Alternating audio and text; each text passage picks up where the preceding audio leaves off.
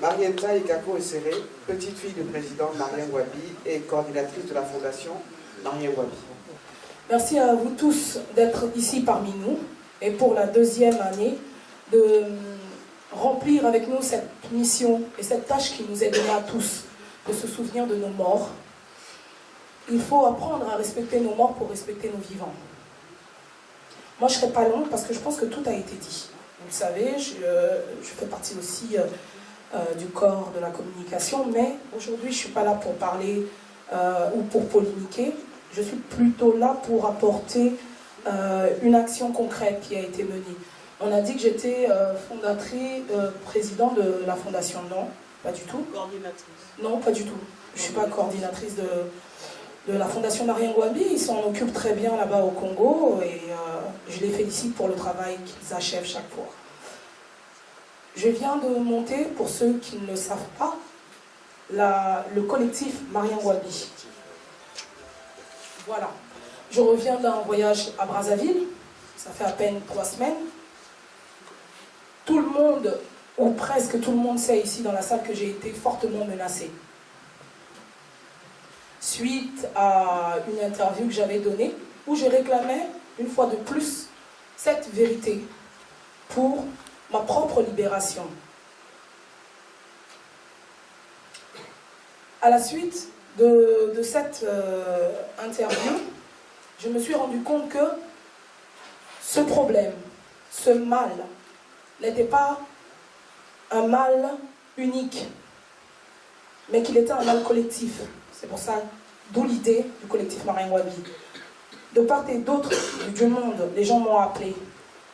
Les gens m'ont apporté leurs témoignages. Donc quand on dit que les langues ne se délient pas, moi je dis qu'on n'a pas créé les espaces pour accueillir la parole. Créons les espaces de confiance avec des hommes dignes de confiance et qui mèneront un combat digne dans l'intégrité pour mener ce combat de justice et de vérité. Voilà, aujourd'hui, ce que nous proposons, ce que nous avons mis en place au Congo-Brazzaville, c'est ce collectif Marien Ngouabi. Je tenais à le monter à Brazzaville parce que vous savez qu'aujourd'hui, quand quelqu'un mène ce combat, il dérange, il devient nuisible, il devient un pestiféré, il devient un rejeton de la société. Alors, j'ai décidé de parler à l'oppresseur en face.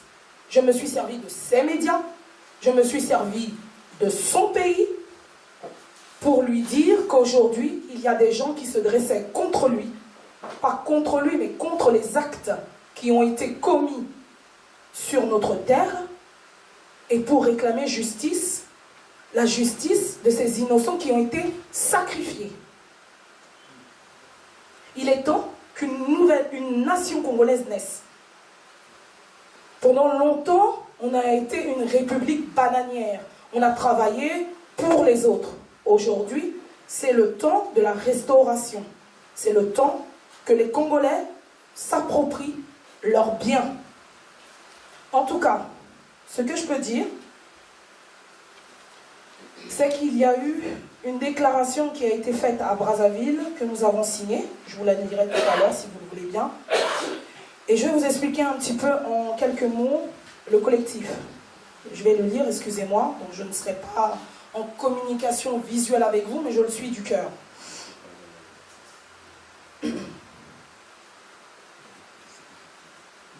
Dans le but de rétablir la vérité, le collectif Marien Ngouabi lance une dynamique républicaine, demande au gouvernement de la République du Congo la reconnaissance de tous les crimes politiques qu'a connu notre pays des années 1977 à nos jours.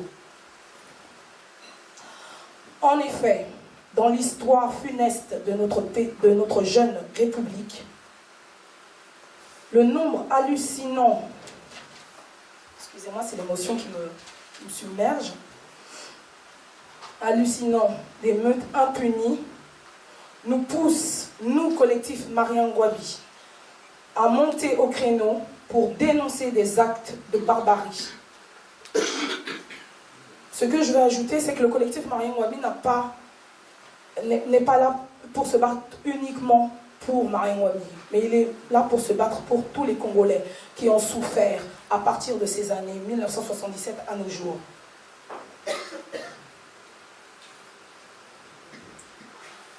À cet effet, le collectif Marien Ngouabi demande au gouvernement congolais de reconnaître de façon implicite toutes les victimes du système autocratique condamnées à mort.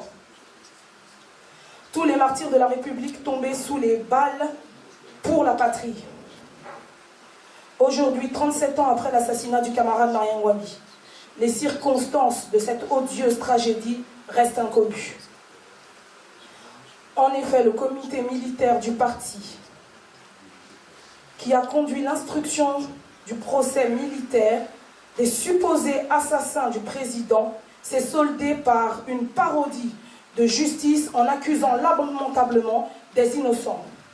Nous demandons que la vérité et la justice soient acceptées pour tous nos morts et nos victimes, afin d'arrêter le processus de destruction du Congo. Et nous soutenons le rôle pacifique des nombreux émissaires de la communauté internationale. Pour ce fait, nous appelons à l'engagement